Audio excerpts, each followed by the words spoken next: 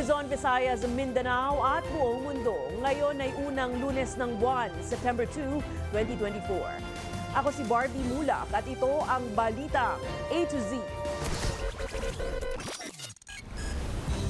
Ito yung nangyayari sa amin dito ngayon. Bilang ng mga namatay dahil sa bagyong Enteng, umakyat na sa 10.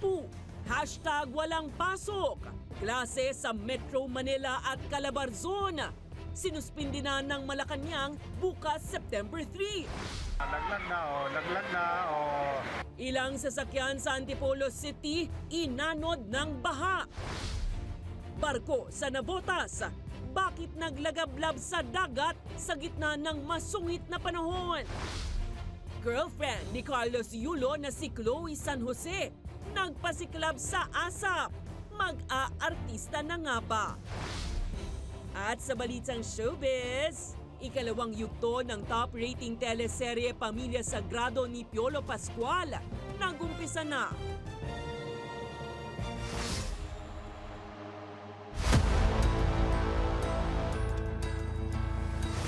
Magandang gabi, pambungad sa ating newscast. Hindi bababa sa 10 katao ang naitalang nasawi sa iba't ibang panig ng bansa. Bunsod ng pananalasa ng bagyong Enteng. Pinakamarami ang naitala sa Antipolo, kung saan 6 na ang narecover na patay, habang isang buong pamilya pa ang pinaghahanap. Narito ang ating balitang A to Z. Barangay San Luis, please. San Luis, Antipolo City, pa-rescue please. Ito ang kuha ng netizen na si Robert Kaasi bago mag-alas 8 Lunes ng umaga. Nakalikas silang mag-anak sa ikatlong palapag ng kapitbahay, pero kailangan pa rin ng rescue sa pangambang tumaas pa ang lagpas tao ng tubig sa lugar. Kasi yung bubong ko, ayan, lubog na. Sa tala ng Antipolo City, hindi bababa sa 6 ang nai-report na patay, bunsod ng magdamag na ulang dala ng bagyong Enteng. Kabilang ang 3 dead on the spot dahil sa landslide sa Barangay San Jose. Initially, tatlo yan.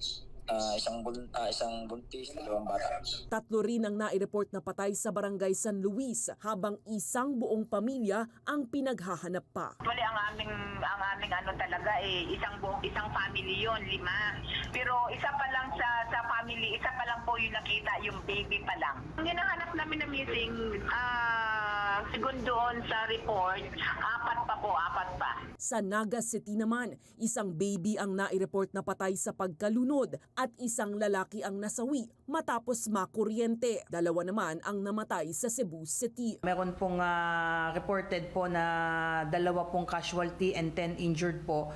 Doon po ang cause po is landslide po. Sa lakas ng bagyo, sumadsad ang isang barge carrier sa Rosario, Cavite. Naputol kasi ang angkla nito at inanod malapit sa Pampang. Samantala, wala namang naiulat na nasawi sa Metro Manila, pero sa Maynila, winasiwas ng bagyo at halos matangay nito ang bakal na arko sa Recto Divisoria. Sangkatutak na basura rin ang dinala ng bagyo sa Talayan Creek sa Quezon City. Sa ngayon, tiniyak ng mga otoridad na magpapatuloy ang pagbabantay lalo na sa mga evacuation center. To make sure na hindi po magkakaroon ng looting, hindi po magkakaroon po ng mga, if ever magkakaroon po ng distribution po ng relief good, ay hindi po magkakagulo. At syempre yung ating pong deployment sa mga evacuation center, particularly doon po sa may mga bata, may mga babae. Abiso naman sa ating mga ka-A to Z, dahil nga sa pananalasa ng bagyong Enteng, inanunsyo ng Malacanang na suspendido na ang klase sa public at private schools bukas, September 3, sa buong Metro Manila at Calabarzon. Bukod dyan, wala ring pasok sa Naga City, Apari, Pamplona at Nueva Vizcaya sa Cagayan Valley. Gayon din sa ilang pang bahagi ng Central Luzon, kabilang na ang Hagonoy sa Bulacan, Nueva Ecija, Concepcion, La Paz at Tarlac City sa Tarlac Province, maging sa Botolan at iba pang bahagi ng Zambales. Nag-anunsyo na rin sa Cordillera at Ilocos Region, kabilang ang Kalanasan sa Apayao, Bacnotan sa La Union, Bayambang, Calasiao at Pozorubio sa Pangasinan at wala ring pasok sa Dagupan City. Inanod ang ilang sasakyang nakaparada sa may Antipolo City ngayong araw matapos umapaw ang tubig sa katabing creek. Samantala, sa Marikina City naman, nagkaubusan ng tent at mabilis na napuno ang ilang evacuation center matapos magsidagsaan ang mga residente sa takot na tumaas pa ang level ng tubig sa Marikina River. May balitang A to Z si Kim Salinas. Nabulabog ang sitio Mapayapa sa Barangay de la Paz, Antipolo City, Lunes ng umaga dahil sa biglaang pagragasa ng tubig sa creek, bunsod ng magdamag na pag-uulan dahil sa bagyong Enteng. Sa pag-apaw ng ilog, inanod pati ang isang SUV at e-trike. Around 7:20, medyo tumataas na nga yung tubig. Nagkaroon ng blockage doon sa pinaka-culvert niya na mga sanga-sanga ng kahoy. Meron din mga debris ng mga basura na naging sanhi ng blockage doon sa drain. So ang tendency noon, umapaw, tapos medyo lumaki yung tubig. Ayon sa opisyal ng barangay, humupa rin kalaunan ng baha pero maraming residente ang naapektuhan. Meron tayong 16 families na nandyan sila sa iba't ibang evacuation natin sa Annex, Barangay Main Hall, dito sa Command Center, na composed of 76 individuals. Samantala, sa Marikina City, dumagsa ang mga residente sa evacuation centers matapos umakyat sa ikalawang alarma ang ilog. Ang iba, napilitang maghintay sa labas at magpahanap ng ibang matutuluyan. Puno na po kasi yung tent. Ilang piraso lang kasi ang tent dyan eh. Tapos may mga tao na. Nung dumating kami, may mga nakalista na. Pinili na lamang ng ilang residente ng Barangay Malanday, Marikina City na mamalagi dito sa labas ng evacuation center dahil ngayon pa lamang ay punong-puno na at overcrowded na ang loob ng evacuation center at hinihintay na lamang nila ang listahan mula sa lokal na pamahalaan kung saang paaralan sila ilalagay para sa kanilang pag-iistayan habang binabaha ang kanilang mga tahanan. Anong magagawin? Tanggalin eh. Sanay na lang. Nakaraan, ganun din nangyari. Ubus din yung mga gamit namin. Pag akyat ng tubig, likas na lang din kami kagad.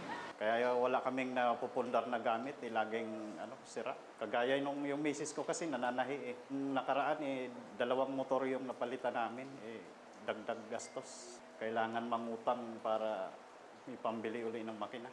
Meron kaming 75 families and then 350 individuals. Usually yung mga low-lying states dito. Sila yung mga first evacuees na nandito. Mabilis yung dumami kagad yung mga evacuees, kaya napuno kagad.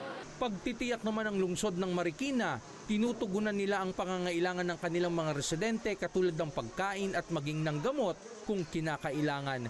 Lalo't hanggat hindi humuhupa ang tubig sa ilog, mananatili sila sa mga evacuation center. Para sa Balitang A to Z, Kim Salinas. Samantala, nakakagulat ang eksena sa dagat nang masunog ang isang barko sa Navotas sa gitna ng bagyong Enteng. Ayon sa Philippine Coast Guard, nakadaong sa Navotas Centennial Park ang cargo vessel LCT GT Express nang tangayin ito ng malakas na alon at hangin. Nabunggo nito ang nakadaong reef na passenger vessel na MV Camila bago nagliyab ang naunang barko. Paliwanag ng PCG, hindi agad makaresponde ang rescuers dahil sa sungit ng panahon. Pero nailigtas din kalaunan ang nasa 18 crew members ng nasunog na barko. Meron pong 18 crew members po dyan. Yung 17 crew members nandun na po sa Coast Guard office. Yung kaninang reportedly isang nawawala, nahanap na rin at rescue po siya. Nandun po siya sa barangay Sipak. Sinilip ng Balitang A to Z ang sitwasyon ng mga pasahero sa Parañaque Integrated Terminal Exchange at sa NAIA kung saan na-stranded ang ilang mga pasahero matapos makansela ang ilang biyahe. May Balitang A to Z si Ace Cruz. Nitong linggo pa naka-standby si JV sa PTEX matapos makansila ang biyahe niya papuntang Agusan del Sur. Ngayong Lunes, malabo pa rin makabiyahe dahil sa bagyong Enteng pero ayaw na niyang bumalik sa boarding house sa Maynila lalo't nakapag-file na siya ng vacation leave. Dito na lang ako sir kaysa magbalik ako doon, diba? Parang layo na din eh. Tapos ito, bagahe ko, magbayad-bayad pa, 200. Parang hassle na, diba? Dito na lang, gentay na lang. Ayon sa pamunan ng PTEX, Kansilado ang hindi bababa sa 12 trips, partikular yung mga tawid dagat gaya sa Visayas at Mindanao, habang sa Luzon ay kansilado rin ang mga biyaheng Virac, Catanduanes at Sorsogon. I-check po muna natin sa ating mga bus operators yung kondisyon sa pagtawid ng dagat kasi sila rin po ang nakakaalam kunyari kung Batangas Pier or Matnog Port kung okay na po ang sitwasyon. But definitely for us mga biyahe po going to Cagayan, Davao, and then of course ang trip natin going to Visayas. Sa NAIA naman, kauuwi lang ng OFW na si Arnold mula sa Middle East pero hindi pa rin siya masundo. Mag-aantay na lang ako dito kaysa mag-hotel pa ako. Sige. Sayang ang pera.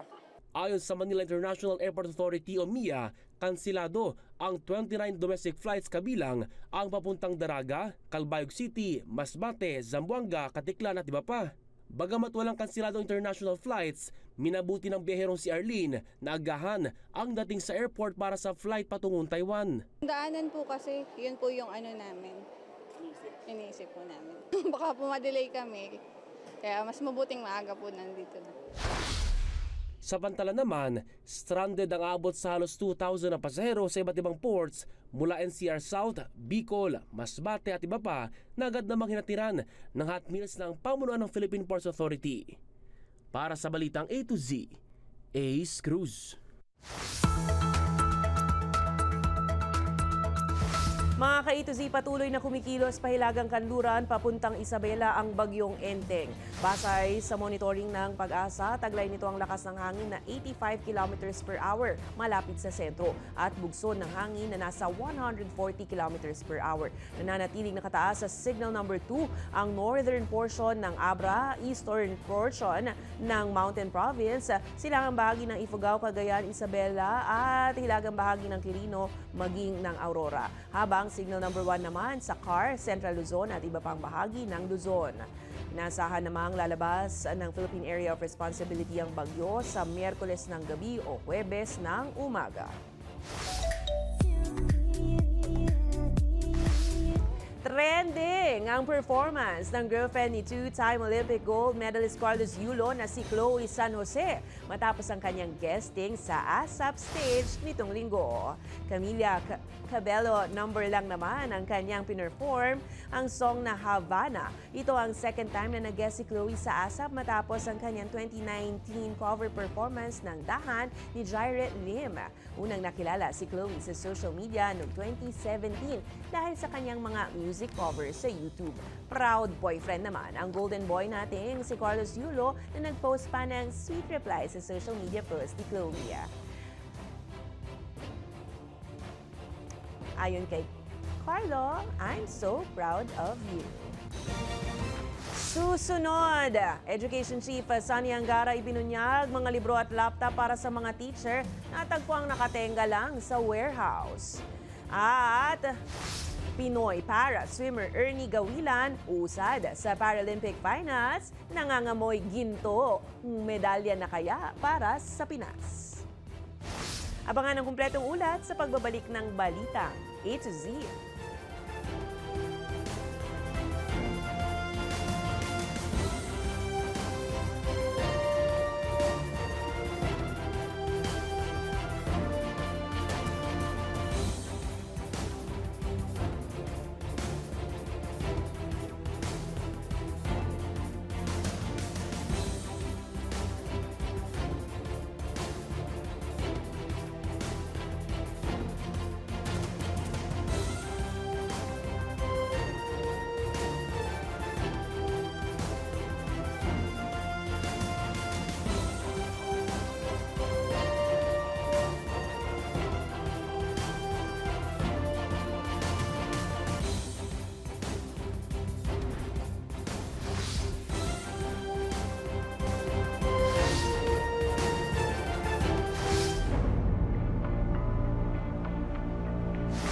Ibinunyag ng Presidential Anti-Organized Crime Commission na karamihan sa halos 170 na dayuhang na-rescue sa scam farm sa Lapu-Lapu City, Cebu ay mga dati na ring nagtrabaho sa iligal na Pogo Hub sa Bamban, Tarlac at Porac, Pampanga. Ayon kay PAOK spokesperson Dr. Winston John Casio, isinagawa nila ang interagency raid sa Tourist Garden Hotel sa Barangay Agus nitong weekend. Bunsod yan ang kahilingan ng Indonesian Embassy na i-rescue ang mga Indonesians mula sa naturang scam farm. Sa ngayon, inihahanda na ang mga rescued workers para sa criminal at immigration inquest proceedings.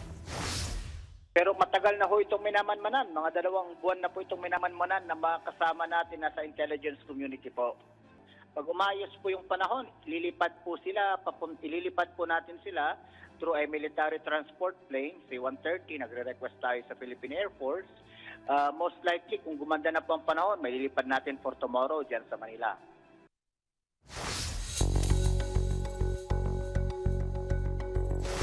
May budget para sa mga programa ang DepEd pero hindi nagamit. Ito ang naungkat sa budget hearing ng DepEd sa Kamara ngayong araw. Bukod dyan na ibunyag rin na may mga libro at mga kagamitan rin para sa mga guro ang natenggalang sa mga warehouse ng matagal na panahon. May balitang A to Z si Ian Maghanoy. Lagpas 1 milyong mga libro at mga laptop na para sana sa mga teachers ang nakatambak pa rin pala sa mga warehouse noong pangkasagsagan ng pandemya noong 2020. Ito ang nabunyag na problema na minana ni Education Secretary Sonny Angara mula sa nagdaang liderato ng Department of Education. Nagulat ako na 4 years old na pala yung mga gamit doon. Since 2020 pa po yung mga kagamitan doon. So, we contacted the Air Force and others to help us remove. But and in addition to what Yusek Romero said, there are over 1.5 million items still in Carmona and other warehouses. Laptops, books, furniture. Kaya naman dismayado ang ilang mga kongresista sa budget hearing ng DepEd sa Kamara kanina nang maungkat ang ilang pang problema ng ahensya mula sa panunungkulan noon ni VP Sara Duterte. Kabilang dito ang 8 bilyong pisong budget ng computerization program na hindi pa rin naipambibili ng laptop at naipapamahagi sa mga paaralan. The record shows, Madam Chair, na sobra ang delay, ang baba ng utilization nyo sa pag-procure ng mga gagamitan. So para saan pa na maglagay ho tayo ng pondo kung hindi po nagagamit sa tama itong pera ng bayan? Ayon sa mga mambabatas, magagamit sana ang programa para sa pag-aaral ng mga estudyante. So ngayong nangungulelat ang Pilipinas sa ranking ng World Education Assessment ng PISA o Program International Student Assessment. Mas mabilis pa po ang PAGONG mag-deliver, Madam Chair. I'm not referring to you actually, sir, but I'm referring to the whole system and the possible lapses in leadership. Sina Education Assistant Secretary Francis Bringas at Undersecretary Glo Mercado ang itunuturong bidding at procurement executive ni VP Inday Sara noon sa DepEd na siyang dahilan umano ng naging delay. During the first bid, it is ASEC Bringas who was the chair, and during the rebid na minention po ninyo, it's also ASEC Bringas who is the chair. Si Yusek Glo Mercado is no longer connected with DepEd, correct? Opo. Sino po at that time ang pumalit kay Yusek Mercado? Yung pumalit po bilang hope ay si Yusek Mike Poa. Meron pong conspiracy na naganap. Imagine, nagbidding na and it's all favorable to the government. Tapos nagrebidding, naging 1% yung variance. Hindi po ba yun malaking question sa DepEd family? So, madaling sabi dito, Madam Chair, tumaas ang presyo ng laptop and it is because of conspiracy of the people behind in this bidding of laptop. Sa ngayon, inirerekomenda sa komite ang isang house inquiry laban kina Bringas at Mercado. Posible ring ipatawag maging ang mga bidder ng laptop. Para sa Balitang A to Z, Ian Maghanoy.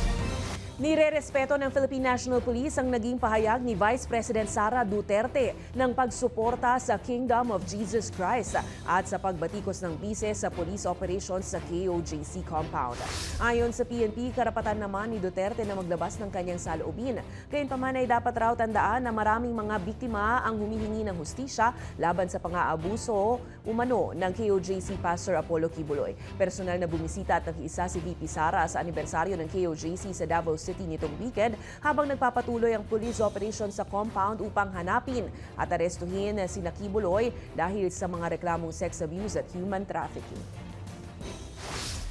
Nirerespeto po natin ang posisyon at opinyon ng ating Vice Presidente at ng kahit sinong mamamayan, opisyal man ng gobyerno o ordinaryong sibilyan.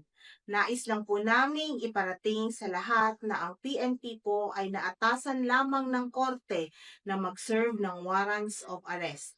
Ang pag-serve ng warrant of arrest ay bahagi ng legal na proseso alinsunod sa mandato ng PNP.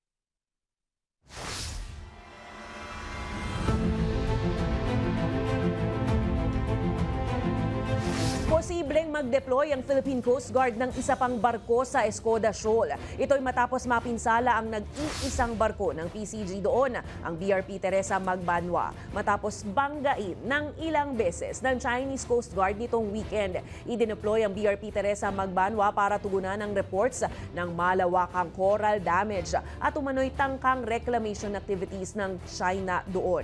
Nasa 30 Chinese vessels pa rin ang nananatili sa paligid ng Escoda Shoal. The only vessel that we have right now in Escoda Shoal is 9701. However, the intention of the Commandant Admiral Ronnie Hilgavan is to deploy another vessel in Teresa Magbanwa so that we can be able to send those people who can really assess, evaluate, and even repair Teresa Magbanwa. Because of the damages that she incurred as a result of the intentional ramming of the Chinese Coast Guard. Uy, may chance makasungkit ng medalya ang Pilipinas sa nagpapatuloy na Paralympic Games. Ito ay matapos makapasok sa finals ng 400-meter freestyle SM7 event ang Pinoy para swimmer na si Ernie Gawilan. Nakuha ng 33-year-old na Dabawenyo ang Heat 2 ng event sa oras na 5 minutes and 13 milliseconds. Dahilan para makuha ang top 3 rank overall. At anong oras ngayong gabi nga? Bandang alas 11:30, lalangoy si Gawilan sa finals round para tangkain ang unang medalya ng bansa sa nagpapatuloy na Summer Para Games sa Paris. Good luck, Ernie! Mabuhay ka! Sa aming pagbabalik sa Balitang Showbiz, ikalawang yugto ng top rating teleserye Pamilya Sagrado ni Papa P. Nagumpisa na. Manatiling nakatutok, kayo ay nanonood ng Balitang A to Z.